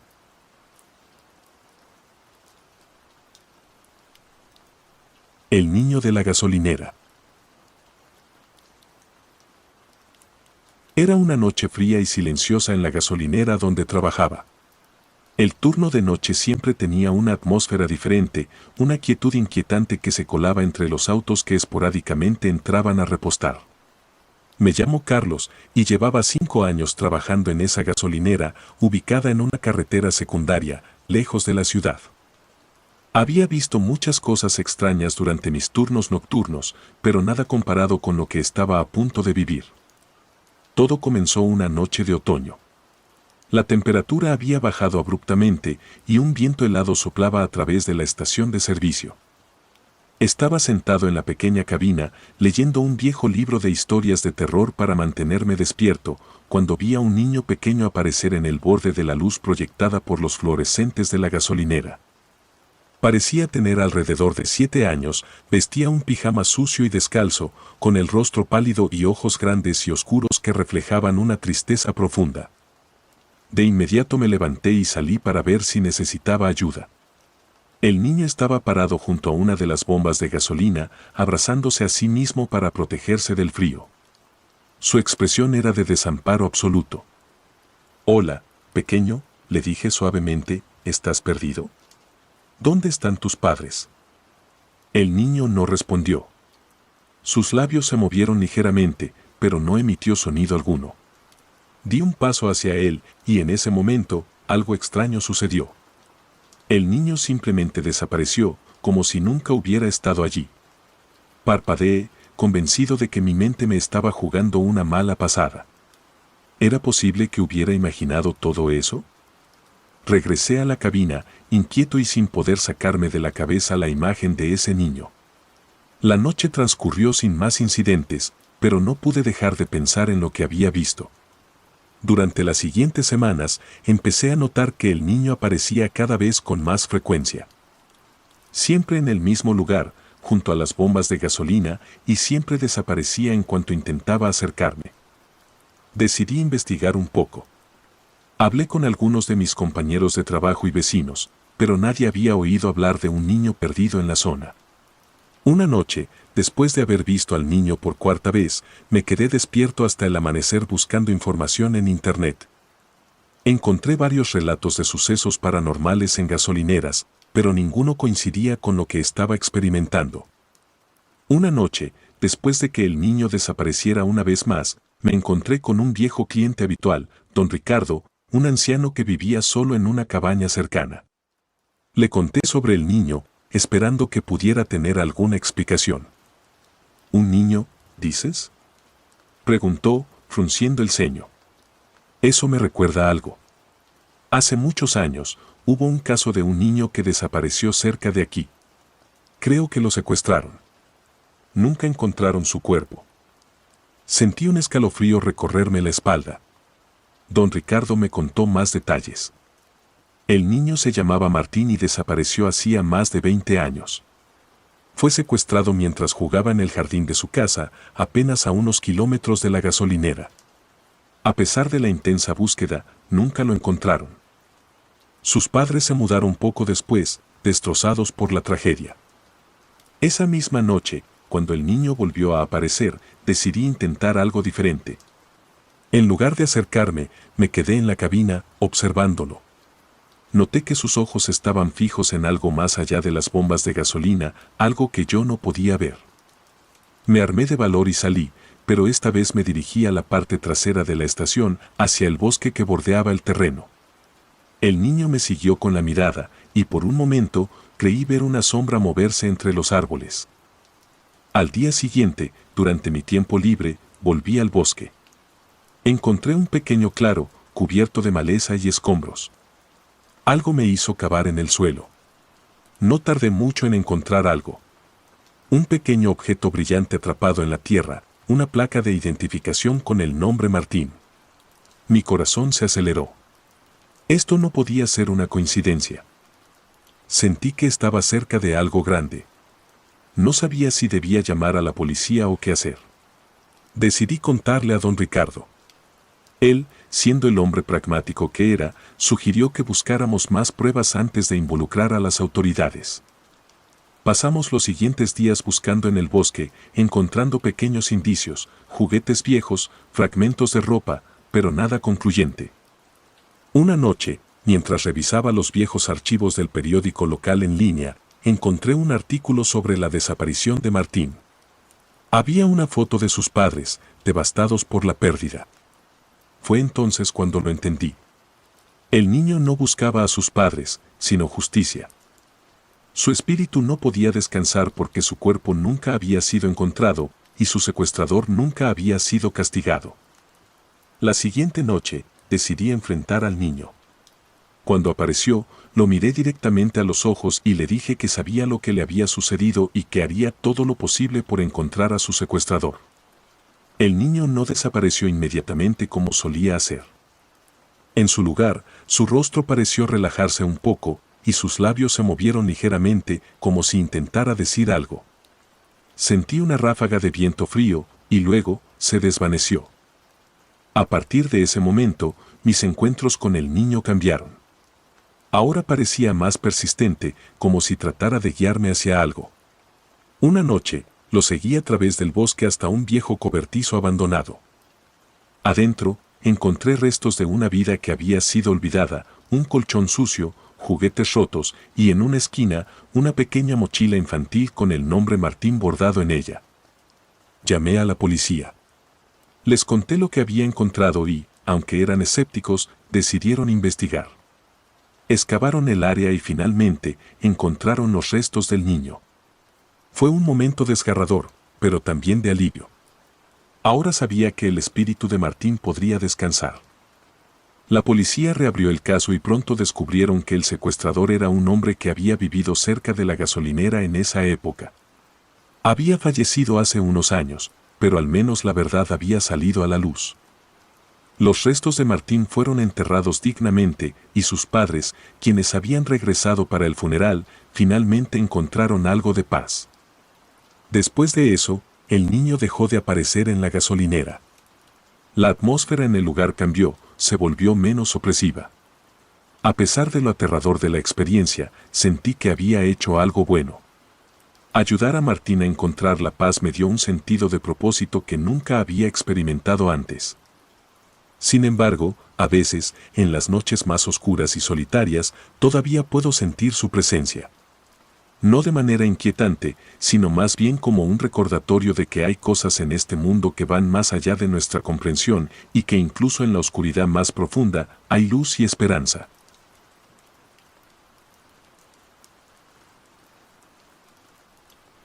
La gasolinera. Me llamo Raúl. Trabajo en una gasolinera al borde de una carretera secundaria, un lugar donde la civilización apenas se asoma y la soledad es una constante compañera. Mis turnos nocturnos han sido mi rutina durante los últimos 5 años, y hasta hace poco, todo lo que había experimentado eran largas horas de tedio, salpicadas ocasionalmente por algún que otro cliente que se acercaba a repostar en mitad de la noche. Pero una noche en particular cambió todo. Esa noche comenzó como cualquier otra. La luna se alzaba pálida y grande sobre el horizonte, bañando el paisaje con su luz fría. El viento susurraba entre los árboles, creando un sonido inquietante pero familiar. La gasolinera estaba desierta y yo estaba preparado para otra larga noche de aburrimiento. Había traído un libro para leer, pero a menudo encontraba más consuelo en mirar el vacío exterior, esperando que algo, cualquier cosa, rompiera la monotonía. Eran las 2 de la madrugada cuando el primer indicio de que algo no estaba bien se hizo presente. Un frío antinatural se apoderó del lugar, uno que penetraba hasta los huesos. No era el tipo de frío común de la noche, era algo más profundo, más oscuro. Cerré mi chaqueta y seguí con mi trabajo, aunque una inquietud creciente comenzó a instalarse en mi pecho. El reloj avanzaba lentamente y, de repente, todas las luces de la gasolinera parpadearon y se apagaron. La oscuridad fue absoluta por un momento, y un miedo irracional se apoderó de mí. Las luces volvieron poco después, pero la sensación de estar siendo observado no desapareció. Miré a mi alrededor, tratando de discernir algo en la penumbra más allá de los límites de la luz artificial, pero no vi nada. Aproximadamente a las 3 de la madrugada, vi algo que me heló la sangre. Un coche apareció en la distancia, avanzando lentamente por la carretera. Nada inusual en eso, pero mientras se acercaba, noté que las luces delanteras del coche parpadeaban de una manera extraña, casi como si estuvieran comunicando algo. Me quedé observando, inmóvil, mientras el coche se detenía en uno de los surtidores. No pude ver al conductor debido al brillo de las luces, pero algo en la forma en que el coche se movía me pareció mal. Esperé que alguien saliera del vehículo, pero después de varios minutos de inmovilidad, decidí salir y ofrecer mi ayuda. Caminé con cautela hacia el coche, el frío intensificándose con cada paso. Cuando llegué a la ventana del conductor, toqué el cristal, pero no hubo respuesta. Con un escalofrío en la espalda, me incliné para ver mejor. El interior del coche estaba oscuro, y no pude distinguir mucho, salvo por una figura en el asiento del conductor, inmóvil. Golpeé la ventana con más fuerza. ¿Necesita ayuda?, pregunté, mi voz temblando más de lo que me hubiera gustado admitir. No hubo respuesta. Con un nudo en el estómago, decidí abrir la puerta. Estaba inseguro, y la puerta se abrió con un chirrido largo y perturbador. Lo que vi dentro me perseguirá por el resto de mi vida. El conductor estaba muerto. Sus ojos abiertos, vidriosos y fijos en el techo del coche. La piel de su rostro era de un tono cerúleo, y una expresión de horror indescriptible estaba congelada en sus rasgos. Me retiré bruscamente, tropezando y cayendo al suelo. Mi mente se negaba a procesar lo que estaba viendo. ¿Cómo era posible que alguien hubiera llegado hasta aquí, muerto al volante? Corrí de vuelta a la tienda y llamé a la policía, pero mientras explicaba la situación, las luces volvieron a parpadear y se apagaron de nuevo. Esta vez, no se encendieron. El teléfono se cortó, dejándome en una oscuridad total. Solo el resplandor de la luna iluminaba tenuemente el interior de la tienda. Mi corazón latía con fuerza mientras trataba de mantener la calma. Decidí que era más seguro quedarme dentro hasta que la policía llegara. Pero el tiempo pasaba y la sensación de ser observado se intensificaba. A través de la ventana de la tienda pude ver el coche, pero algo había cambiado. La puerta del conductor estaba ahora cerrada, y las luces del coche seguían parpadeando de esa manera extraña y errática. No podía quedarme quieto. Tenía que hacer algo.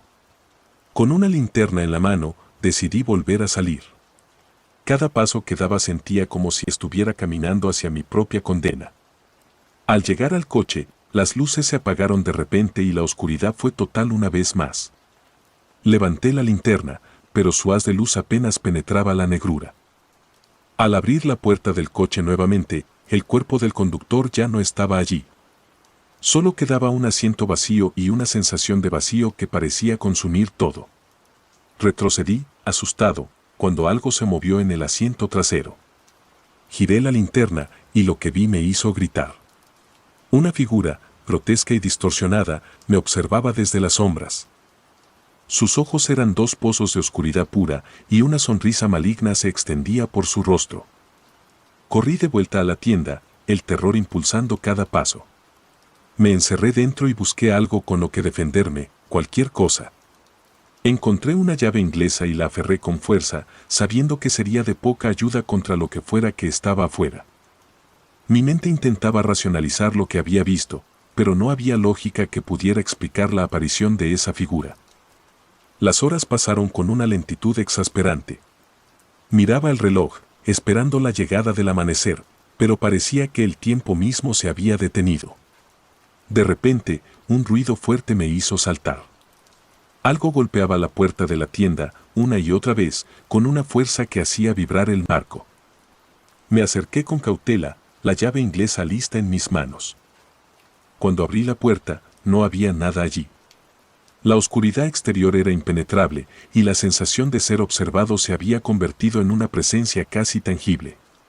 Cerré la puerta de golpe y me alejé, mi mente al borde de la histeria. De repente, un susurro comenzó a llenar la tienda, como un murmullo incesante que venía de todas partes y de ninguna a la vez. No podía entender las palabras, pero el tono era de una maldad pura, sin disimulo. Me refugié detrás del mostrador, tratando de bloquear el sonido, pero era inútil. El susurro penetraba cada rincón de mi mente, sembrando semillas de pánico y desesperación. Fue entonces cuando vi una sombra moverse por la tienda, una figura alta y delgada que se deslizaba entre las estanterías. No era la misma figura grotesca del coche, esta era diferente, más etérea y siniestra. La figura se detuvo frente a mí, sus ojos vacíos fijos en los míos.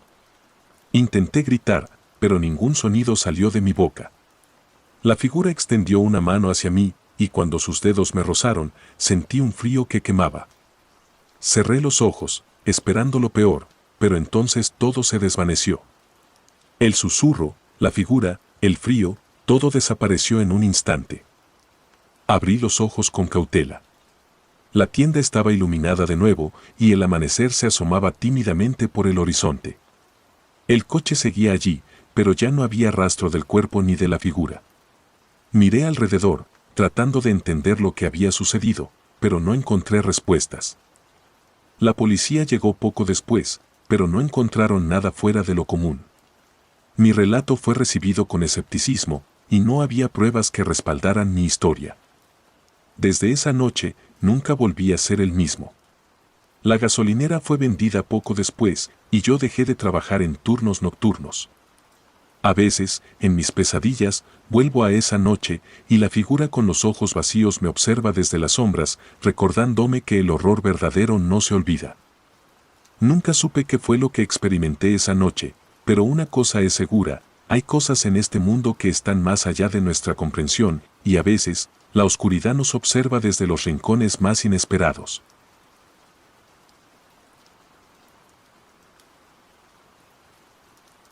La maldición. Todo comenzó en diciembre de 2011, el último semestre antes de graduarme de ingeniería mecánica.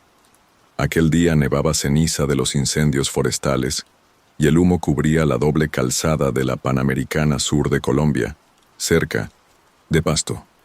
Me llamo Jorge Reyes y, aunque nunca fui supersticioso, acepté un empleo temporal de madrugada en la estación El Relámpago, sobre el viejo tramo conocido como Kilómetro 13.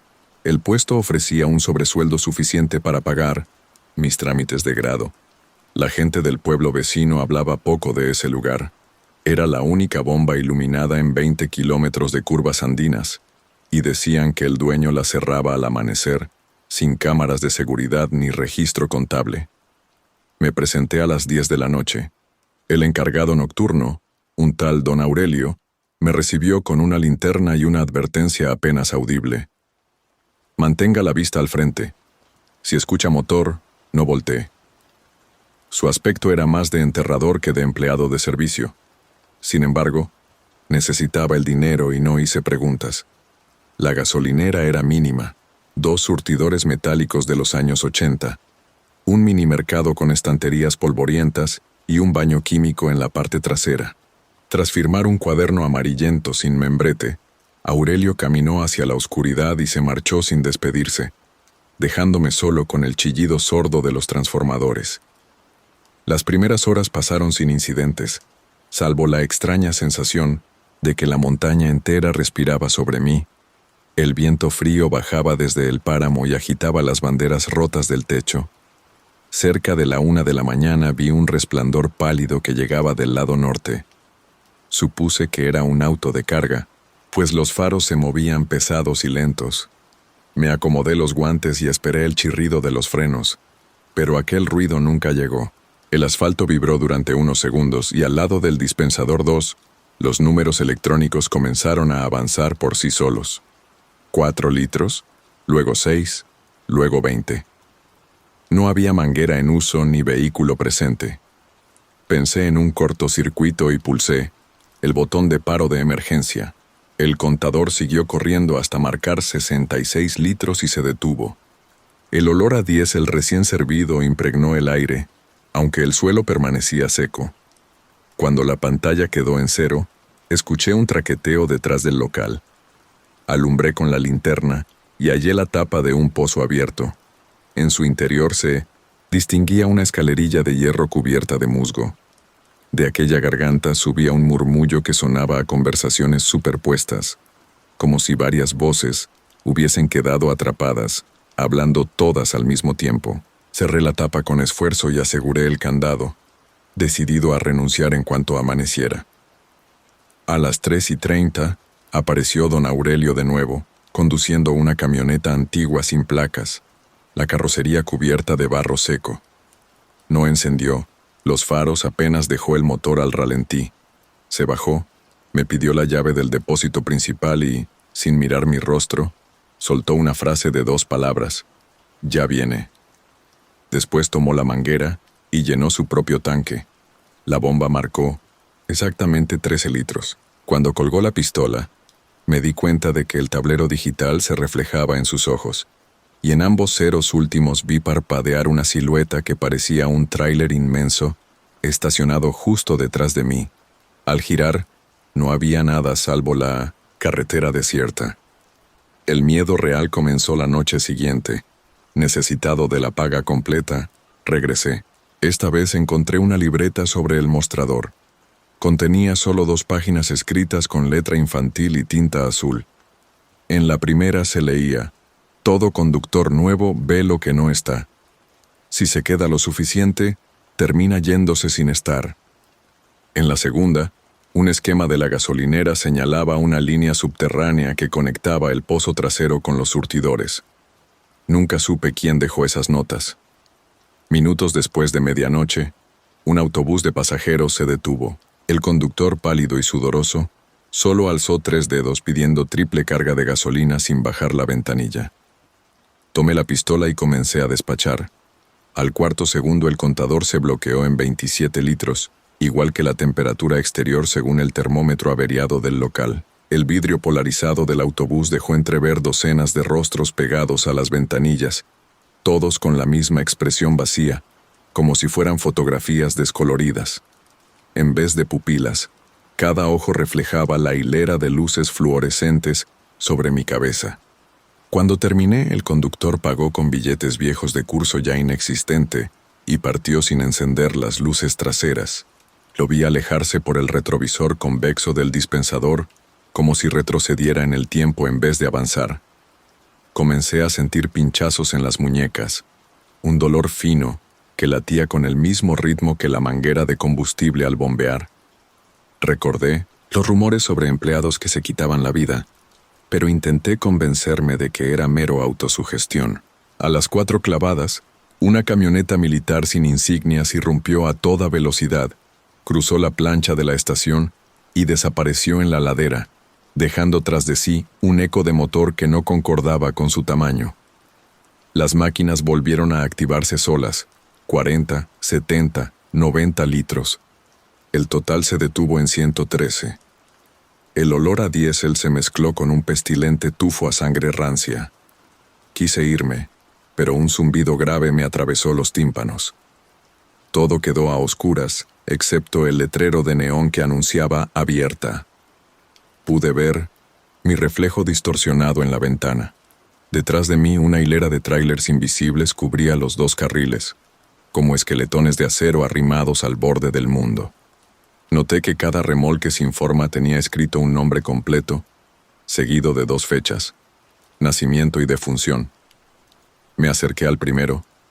La pintura goteaba como tinta viva. El nombre coincidía con el de un compañero de clase que, según su madre, se había arrojado de un puente la mañana anterior. Quise gritar, pero la voz se quedó atorada en mi garganta. Una lluvia fina comenzó a caer. Las gotas se evaporaban antes de tocar el techo, liberando destellos multicolores. Entre los destellos, apareció de nuevo la figura del autobús, esta vez sin ruedas, suspendido a 10 centímetros del pavimento. Las puertas se abrieron. Alguien descendió. No era un pasajero, era la sombra de mi propio cuerpo, aunque más alto y demacrado, con un corte horizontal reciente en cada muñeca. Mi doble caminó hacia la bomba 1, sostuvo la pistola y apuntó la boquilla a mi pecho. Sentí olor a gasolina como si me hubieran rociado por dentro. En el panel apareció el número 013. Di un paso atrás y tropecé con la tapa del pozo, ahora abierta de par en par. Un aliento caliente emergía del hueco. Comprendí entonces que no era un tanque colector de combustible, sino un túnel que conectaba con algo demasiado grande para caber en la tierra. De las profundidades llegaron susurros, voces de niños, ancianos, mujeres, todos recitando cifras como si enumeraran cada litro derramado a lo largo de los años. Entre las voces distinguí la de mi amigo Mariano, el único que me advirtió por mensaje de texto que esa gasolinera no vendía gasolina sino tiempo de vida. Quise correr, pero las piernas no respondían.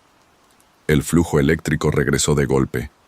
Las luces se encendieron y revelaron la silueta de don Aurelio, inmóvil junto a la caja registradora. Tenía la cabeza ladeada, la boca llena de monedas oxidadas. Su piel estaba recubierta de la misma sustancia oscura que goteaba de los remolques. Fantasma. Sobre el mostrador, 2 rollos de cinta contable se desenrollaban solos, imprimiendo una lista infinita de nombres y fechas que se superponían unas a otras, borrándose y reescribiéndose, como si el sistema necesitara actualizar inventario constantemente. Entre los nombres aparecía el mío, seguido de una fecha de defunción que coincidía con ese mismo amanecer. A las 5:20, el contador del surtidor marcó 666 litros totales expendidos durante mi turno. Al alcanzar esa cifra, el silbido de un tráiler retumbó en la carretera. Esta vez las luces blancas sí iluminaron la superficie agrietada. Un coloso cromado sin conductor frenó frente a mí. Todas las ventanillas reflejaban escenas distintas. En una se veía a Mariano colgado de la viga de su cuarto, en otra, a mi profesor tirado en el piso con una navaja. En la tercera, mi propia imagen sentado en la cabina de la bomba, abriéndome las venas con un cúter de uso industrial. El tanque del tráiler se desplomó sobre los soportes como si hubiese descargado algo que nunca estuvo allí. La puerta del pasajero se abrió sola. Del interior descendió la misma anciana de túnica negra que mi amiga describió haber visto segundos antes de perder la cordura en su última llamada. La mujer sostuvo un billete de 10,000 pesos colombianos, arrugado y manchado con una sustancia aceitosa, y lo deslizó sobre el mostrador. Sus ojos eran dos surtidores vacíos. Dentro se arremolinaba gasolina negra en lugar de pupilas. Sonrió. Con un gesto lento señaló mis muñecas, pidiendo la cuota. Comprendí que aquello no era un pago, sino un contrato sellado desde el instante en que acepté el turno. En ese momento supe que no existiría amanecer para mí si permanecía allí un minuto más. El rugido del tráiler se reanudó, y los surtidores empezaron a marcar cifras demenciales: 999, 3,000, 2,000 litros. El olor a combustible quemado se volvió insoportable. Me lancé contra la anciana, intentando apartarla. Mis manos atravesaron su cuerpo como si fuese humo espeso.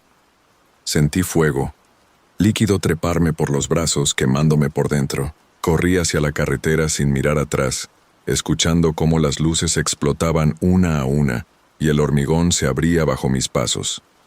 Llegué a Pasto al amanecer. Las mangas de mi chaqueta estaban empapadas de un líquido oscuro y pegajoso que olía a mezcla de aceite y sangre.